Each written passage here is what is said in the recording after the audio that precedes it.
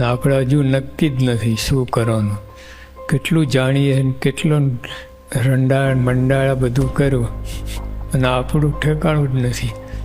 શું કરવાનું છે, શું નિર્ધાર કરો છે, કંઈ નક્કી કર્યું છે, ચોકઆઉટ કર્યું છે, જીવન આવી રીતે આપણે બનાવવું છે અને આ માર્ગે આ રીતે ચાલ્યા જવું છે, નક્કી જ નથી.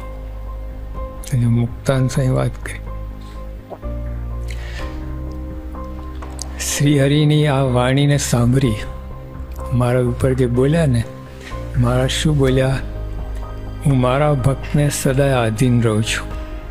ભક્ત મને ભક્તિએ કંઈ બાંધી લે છે. જે જન મારી સાથે પ્રીતિ કરે છે ત્યાંથી કોટી ગણી પ્રીતિ હું તેની સાથે કરું છું. આ વાત મુક્તાન સાંભળીને શું નક્કી કરે છે? શ્રી હરિની આ વાણીને સાંભળી મુક્તાન સ્વામી પોતાની હિતકારી માની અને મનમાં દ્રઢ નિર્ધાર કર્યો. જો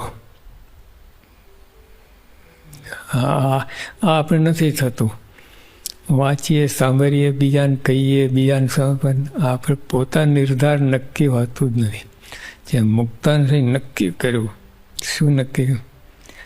કે શ્રી હરિને ગમે તેવા થવું છે.